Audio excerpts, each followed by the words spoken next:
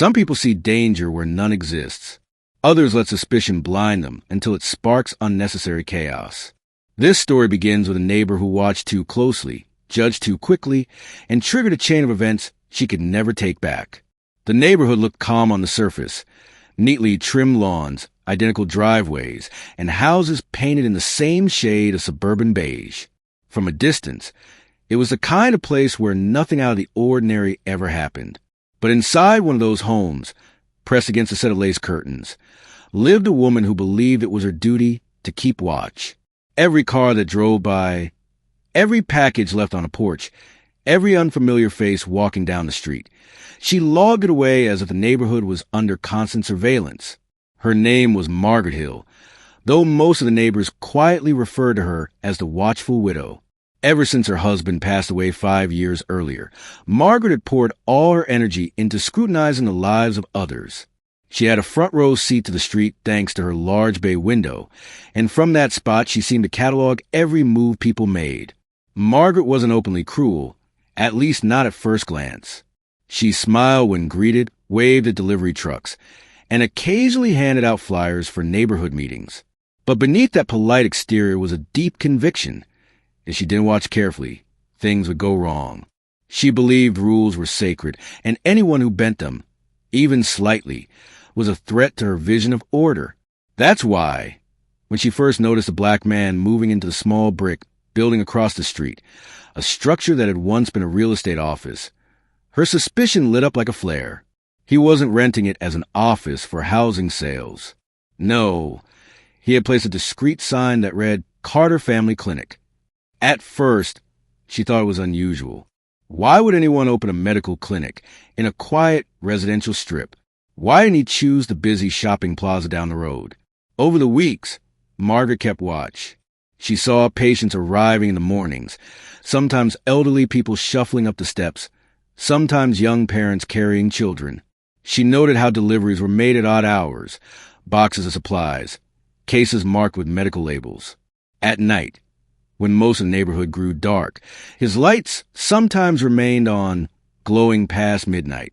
In Margaret's mind, these were not the normal habits of a small-town doctor. They were signs of something worth questioning.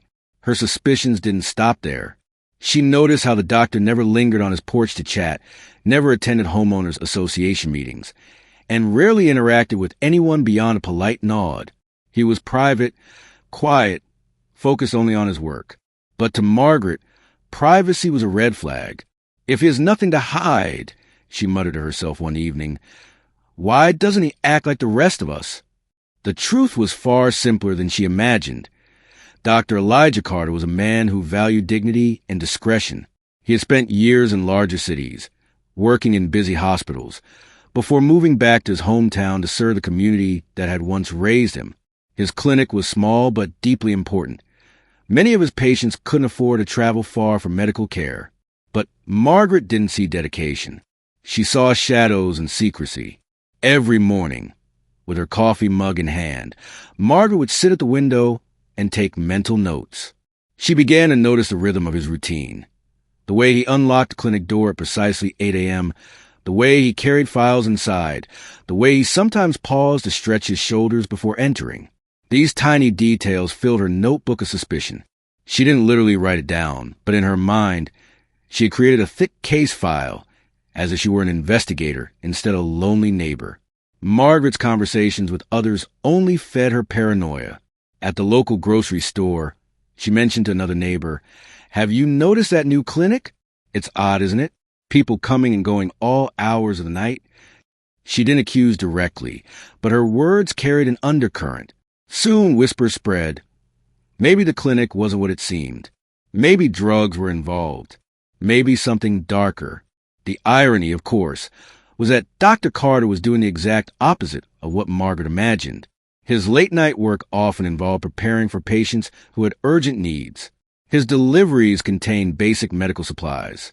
His visitors were not suspicious strangers, but sick patients seeking care. Yet in the narrow scope of Margaret's world, anything that didn't fit the perfect suburban mold felt threatening. One evening, Margaret pulled her chair closer to the window as headlights swept across the street. She watched as Dr. Carter helped a woman out of a car, guiding her gently inside. The woman looked frail, clutching her stomach. Instead of seeing compassion, Margaret muttered, "Why would someone be showing up this late? This isn't a hospital." She gripped her mug tighter, her conviction growing. This wasn't the first time Margaret had let her imagination spiral. In the past, she had reported a teenager for loitering when he was simply waiting for his father. She had once called the HOA about a neighbor's shed because she thought it might be a hazard. Each time, her complaints were dismissed politely, but that didn't stop her. If anything, the dismissals only made her more determined to catch something real. As the weeks passed, her fixation on Dr. Carter became an obsession. She tracked the days when he wore scrubs versus when he wore suits. She noted the number of cars parked outside. She even recorded in her head how long patients stayed inside. Margaret was convinced, absolutely certain, that something illegal was happening behind those brick walls. And if no one else was willing to do something about it, she believed she must. The irony was thick. Across the street stood a man dedicated to healing, while behind the curtain sat a woman determined to accuse. Neither of them yet knew their paths were on a collision course. The sun rose quietly over the neighborhood, spreading a golden glow across the rows of identical homes. Inside the small brick building across from Margaret Hill's window, another day was beginning, though not one defined by suspicion or paranoia. For Dr. Elijah Carter, each morning was about preparation, discipline, and an unshakable commitment to the people he served. He arrived at the clinic just before 8, carrying his worn leather bag and a thermos of coffee. His stride was purposeful but unhurried, the movements of a man who had followed the same rhythm for years. To any passerby, it might look ordinary, a doctor unlocking his workplace. But for Carter, it was more than a job. It was a mission rooted in years of sacrifice and an unbreakable promise to himself. The clinic smelled faintly of antiseptic and fresh paper when he entered. Everything had its place. Files stacked neatly, examination room stocked with supplies, charts pinned carefully to boards. He moved through the space with the quiet confidence of someone who had built it from scratch. Every chair in the waiting room, every jar of cotton swabs, every light bulb had been chosen by him. This was more than a clinic. It was a sanctuary where healing could happen without judgment. Dr. Carter had grown up in a neighborhood not unlike this one, though his childhood streets were rougher and far less forgiving. His mother had worked 2 jobs to keep food on the table, and his father had served as a mechanic until an injury ended his career. Carter had been the first in his family to finish college, and later medical school. The road hadn't been easy, scholarships, late nights, endless studying, but he had never let go of his dream to practice medicine. His patients were the reason he worked so hard. Each one carried a story, a struggle, or a secret pain. Carter treated them not just with prescriptions, but with attention, listening carefully to their words. To him, medicine wasn't just about fixing bodies. It was about restoring dignity. That was what many doctors in big hospitals often overlooked. Patients became numbers, files, and insurance claims. But here, in this small clinic, Carter made sure people felt seen. The first patient of the morning was an elderly woman named Mrs. Green, who shuffled in with the help of a cane. Her knees had been giving her trouble for years, and though she had Medicare, the long waits at larger hospitals frustrated her. Carter greeted her with a warm smile. "Good morning, Mrs. Green. How are we doing today?" "Could be better, Doc," she replied with a chuckle. "These knees are still trying to tell me I'm 80. He led her gently into the examination room, listening as she described her pain. He didn't rush her. Instead, he asked questions, took notes, and offered adjustments to her treatment plan. By the time she left, she carried not only a prescription, but also a lighter heart. Next came a young single mother with 2 children, one with persistent cough, the other clutching a stuffed bear. Carter knelt to the children's level, letting them explain in their own words how they felt. His calm demeanor put them at ease, and their mother, exhausted from long shifts, left with gratitude in her eyes. By mid-morning, the waiting room was full. People from all walks of life sat shoulder to shoulder. Construction workers, school teachers, grocery clerks, retirees. Some had insurance, many did not. Carter never turned anyone away. If they couldn't pay, he adjusted. If they needed extra time, he gave it. His oath as a doctor wasn't bound by billing codes. It was bound by humanity. What Margaret failed to see from behind her curtains was the steady stream of kindness happening just across the street. To her, the deliveries of medical supplies were suspicious. To Carter, they were lifelines, syringes for diabetic patients, antibiotics for infections, bandages for wounds. To her, late-night visitors looked suspicious. To Carter, they were emergencies. A child with high fever, an elderly man struggling to breathe, a teenager injured in a car accident. His work often stretched into the evening, long after the last appointment was scheduled. That dedication took a toll. Carter rarely had time for himself.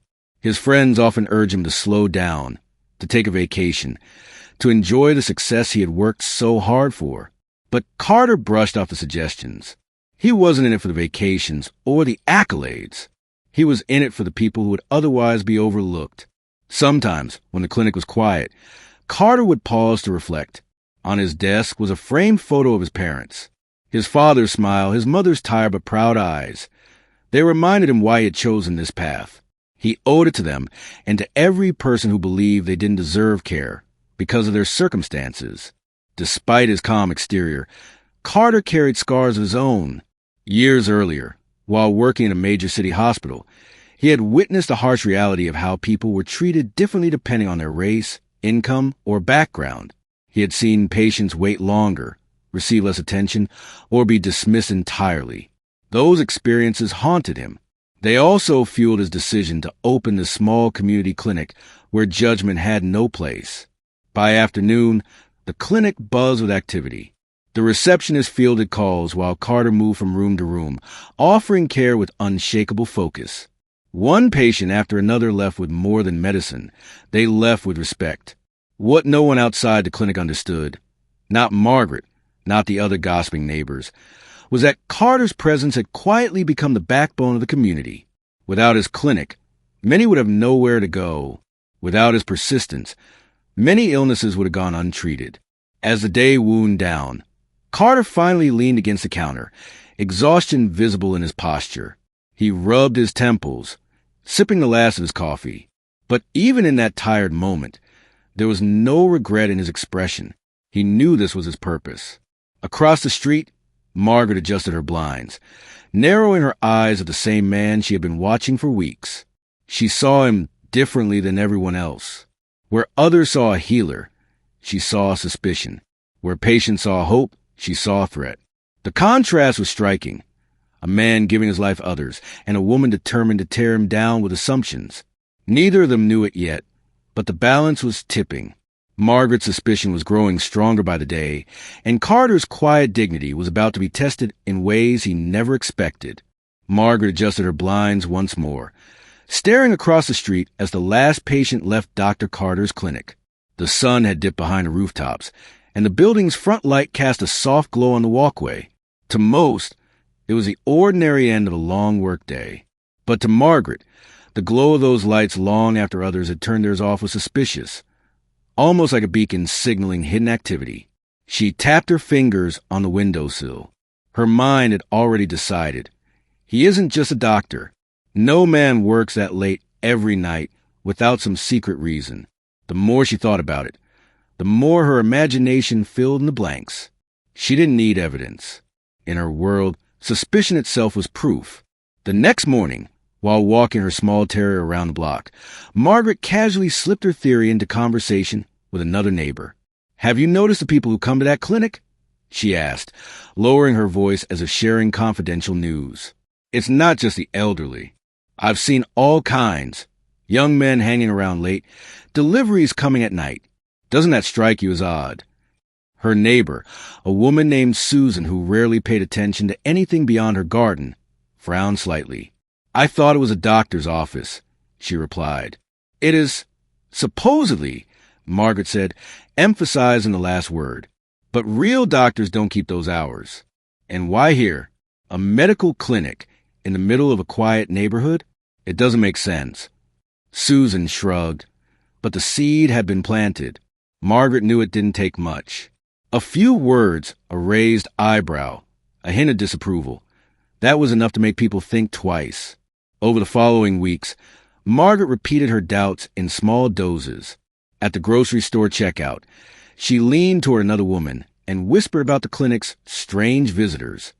At the post office, she mentioned how she couldn't sleep because of the late-night lights across the street. At the community park, she asked a man if he had concerns about the traffic. None of her comments were direct accusations, but each one dripped with implication. Rumors began to swirl, subtle at first. People started noticing things they hadn't before, or rather, they began seeing them through Margaret's lens. A delivery truck at dusk suddenly seemed suspicious. A young man leaving the clinic with a bag looked like he might be hiding something. Even the quiet dignity of Dr. Carter himself took on an air of mystery in their minds. What Carter saw as routine work, serving patients regardless of the hour, was becoming a distorted narrative in the mouths of his neighbors. He didn't know it, but while he was treating coughs, setting broken bones, and soothing fears, whispers about him were spreading to the very community he had sworn to serve. Margaret, meanwhile, grew more confident. Each time someone nodded in agreement or widened their eyes at her words, she felt vindicated. She was certain she was protecting her neighborhood from something sinister. She imagined herself as a guardian of order, the one person sharp enough to notice what others ignored. One evening, Margaret spotted a group of teenagers leaving the clinic. They had been helping their grandmother, who was receiving treatment inside. But Margaret didn't see caring grandchildren. She saw unruly young men loitering in front of the building. She pulled her cardigan tighter around herself and whispered, "Up to no good, I'm sure." Another night, she saw Carter carrying a large box marked with medical supply labels. She tilted her head, suspicious. "Why at night?" she asked aloud, though no one could hear her. In her mind, boxes carried after dark could only mean contraband. Never mind that medical suppliers often delivered on flexible schedules. The more Margaret watched, the more she convinced herself she was right. She started jotting notes on a pad by her window, times, dates, descriptions of visitors. She had turned her casual suspicion into an unofficial investigation. Every scribble on the page felt like another piece of evidence in her imaginary case. Her behavior didn't go unnoticed. Some neighbors rolled their eyes when she brought up the clinic yet again. Others humored her, nodding politely but steering the conversation elsewhere. Still, a small handful began to believe her. People are quick to believe what confirms their fears, and Margaret's whispers gave them permission to be afraid of something they didn't understand. The contrast between perception and reality grew sharper with each passing day. Inside the clinic, Dr. Carter was busy checking blood pressure, diagnosing illnesses, and offering encouragement. Outside, Margaret was turning ordinary acts of care into sinister clues. It was a collision waiting to happen. One Saturday morning, while attending a homeowners association meeting, Margaret seized her chance. When the discussion turned to neighborhood concerns, she cleared her throat. "I think we should talk about the traffic around Dr. Carter's clinic," she said. "Has anyone else noticed the unusual activity? Cars coming at all hours, strangers we don't recognize." A few people glanced at one another, uncertain. Some nodded hesitantly. Others stayed quiet, not want to get involved. But Margaret pressed on. "I just think we need to be cautious. We don't know what's really going on in there." The HOA president tried to move on quickly, brushing her off with a polite comment about how the clinic had permits and seemed legitimate. But the words had already done their work. Margaret left the meeting feeling triumphant. She had planted more seeds, and in her mind, it was only a matter of time before they bore fruit. As weeks turned into months, Margaret's obsession deepened. She rearranged her daily routine around watching the clinic. Her blinds were nearly always tilted open, her chair stationed by the window. When she left the house, she scanned the building for signs of evidence. When she returned, she rushed to the window as though she might miss something. The irony, of course, was that Margaret never truly saw Dr. Carter. She saw only the picture she had painted in her head, a man hiding something. The truth, that he was tirelessly serving his community, was invisible to her. One night, as rain tapped against her window, Margaret spotted flashing headlights pulling up to the clinic. A young mother carried a child wrapped in a blanket inside. Carter rushed to meet her at the door, guiding her quickly into the warmth. The scene lasted only seconds, but Margaret's mind twisted it into a tale of shadows. "Why bring a child there so late at night?" she whispered. "Something isn't right." Her conviction hardened. She told herself it wasn't paranoia. It was vigilance. And if the authorities weren't already watching him, maybe it was time they should. Across the street, Dr. Carter closed the door behind a worried mother, unaware that every gesture of kindness was being misinterpreted by the eyes watching through the rain-soaked glass. The evening sky was painted in shades of deep orange and purple, the last of the sun sinking behind a line of rooftops. Most of the neighborhood had retreated indoors, their windows glowing warmly as families settled into dinner or television. But across the street, behind her lace curtains, Mrs. Whitaker sat, as she always did, her eyes fixed on the small clinic that had been her obsession for weeks. Her tea had gone cold hours ago, but she hadn't noticed. Her hands gripped the porcelain cup tightly, as if holding on to the fragments of the narrative she had built inside her head. To her, the clinic wasn't just a medical space. It was the site of something hidden, something dangerous. And tonight, she believed she was closer than ever to proving it. Dr. Elijah Carter pulled his car into the gravel driveway beside the clinic. The headlights swept briefly across the building's modest front before going dark as he parked. In the trunk lay several medium-sized cardboard boxes he had picked up after a long day at the hospital supply center. It wasn't unusual for him to restock his clinic personally. Funds were tight, and he often avoided paying for extra delivery services by collecting supplies himself. Inside those boxes were basic necessities: bandages, antibiotics, syringes, gloves, and blood pressure monitors. But to Mrs. Whitaker, who watched from the shadows, they were the final pieces in her imagined puzzle of criminal activity. She leaned forward, squinting, her breath fogging the glass slightly as she whispered to herself. "There he is, finally. He's unloading something after dark. Normal people don't do that. Honest people don't sneak supplies around when no one's looking." Her voice trembled with a mix of excitement and fear. She was convinced she was witnessing a breakthrough. Elijah, oblivious to the scrutiny, lifted the first box carefully from the trunk. His back ached from a long day, and he silently promised himself he would call it an early night once everything was brought inside. The sound of gravel crunching under his shoes echoed faintly in the quiet street, a sound that only sharpened Mrs. Whitaker's conviction. To her ears, it was the sound of a guilty man trying to hurry before being caught. She grabbed a small notepad from the table beside her chair and scribbled furiously. "Unloading boxes at 8:45 p.m. large. Heavy. Looks like contraband. Possible drugs. Needs investigation." Her pen dug into the paper with such force that it nearly tore the page. The doctor set the box just inside the clinic door, propping it open with his shoulder before turning back to the car for the next load. He hummed faintly to himself, a soothing rhythm that kept his mind calm after an exhausting day. To anyone else, it was a picture of an ordinary man finishing ordinary tasks. But in Mrs. Whitaker's eyes, the hum was a nervous tick, a sign of a man trying to keep his composure while committing some illicit act. Her heart pounded as she saw him glance around the street. Just a casual look to check the quiet neighborhood. But to her, it was a criminal's gaze, checking for witnesses.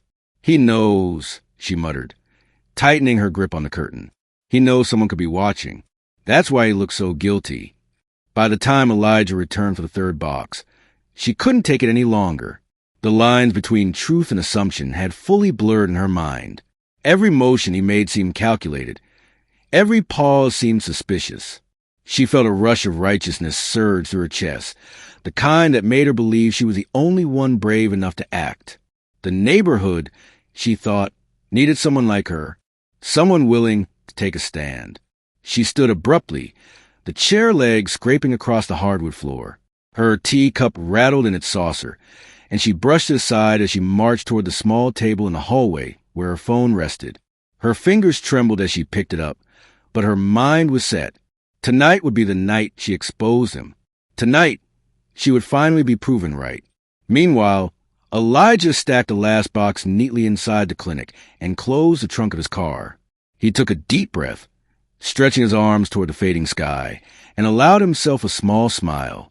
He was proud of this little clinic, proud of how it had become a place of refuge for people in the community who couldn't always afford expensive hospitals.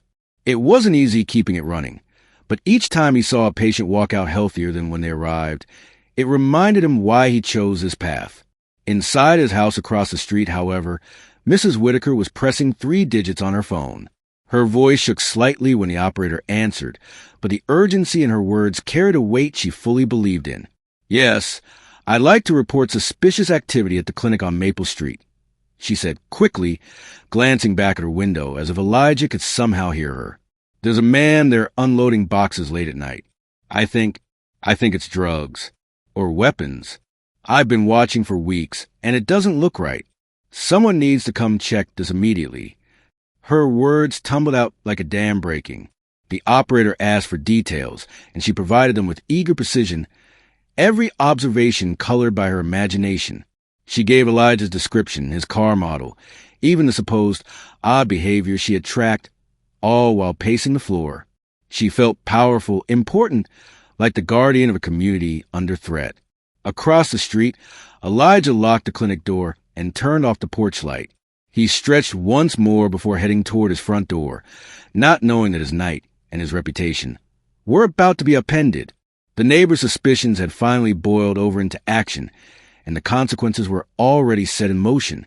Mrs. Whitaker hung up the phone, her chest rising and falling rapidly.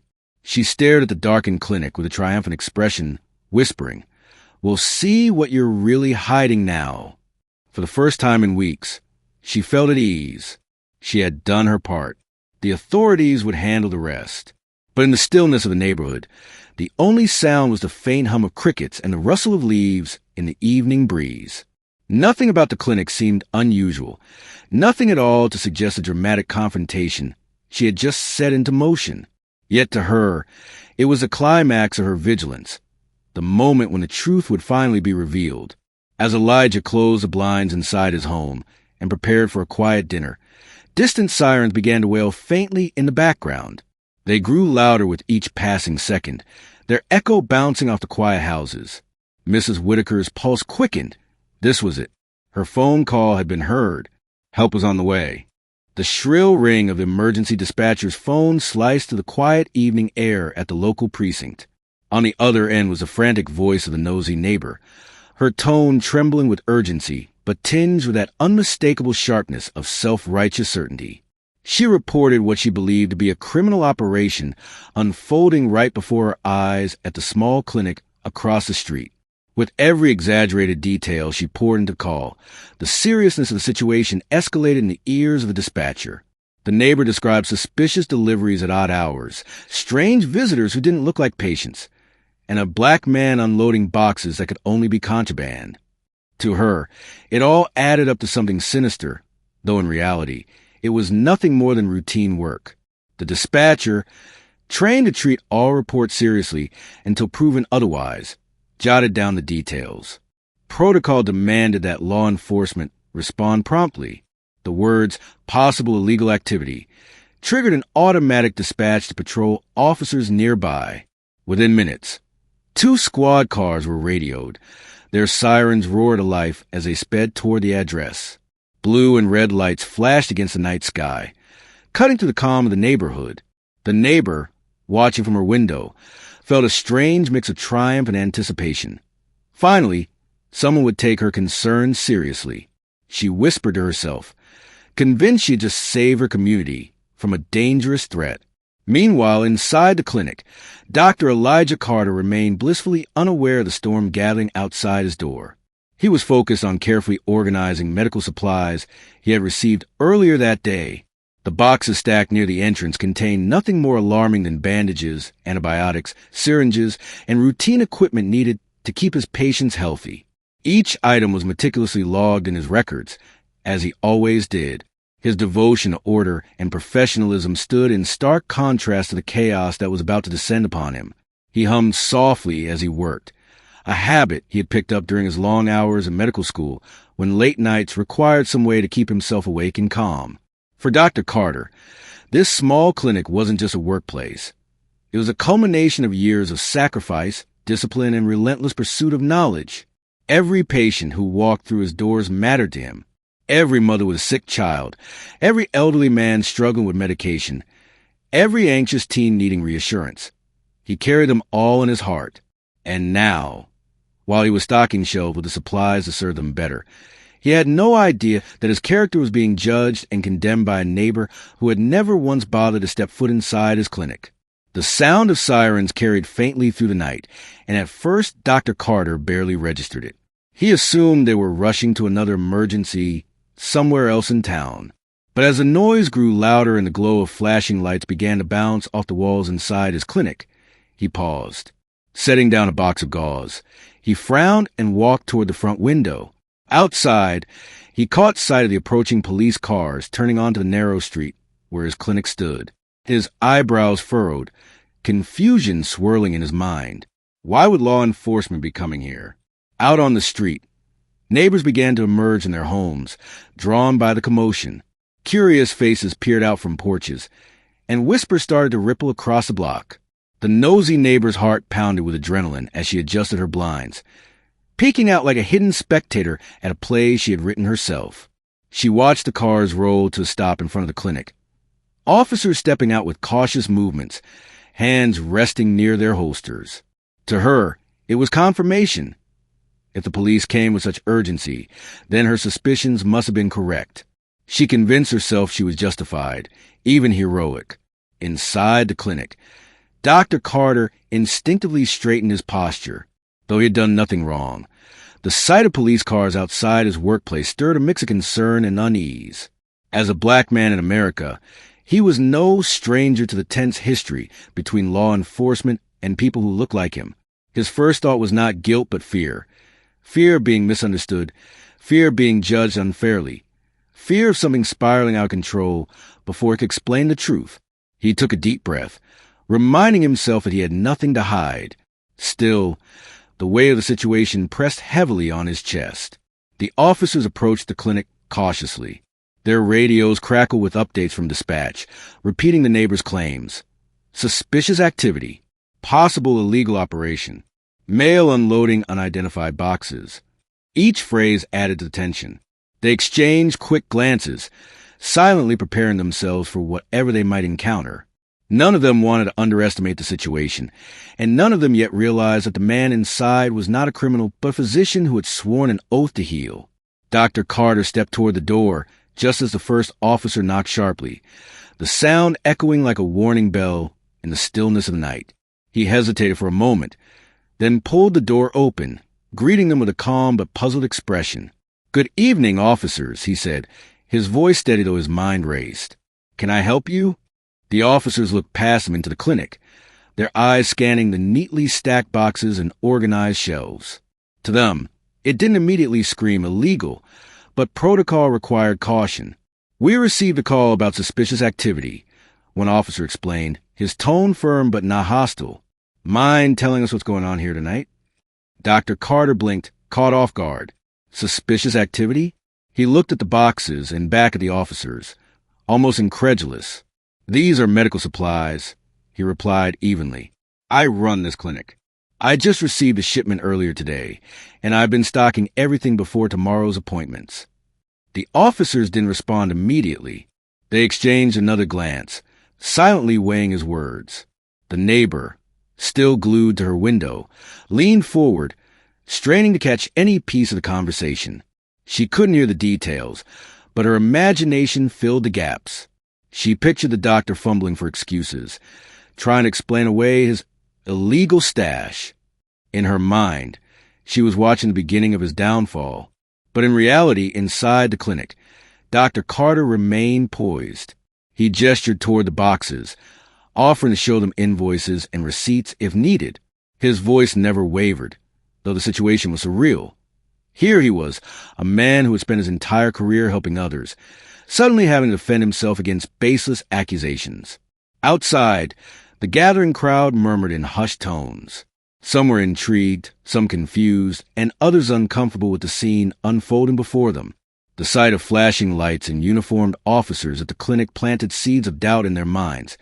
even if they had once trusted Dr. Carter. The neighbors' gossip had finally manifested into a spectacle for everyone to see. For Dr. Carter, the night had taken a sharp, unexpected turn. He realized in that moment that perception could be just as powerful and as dangerous as reality. He had done nothing wrong. Yet here he stood under the weight of suspicion, judged not by his actions but by the prejudice of a single neighbor.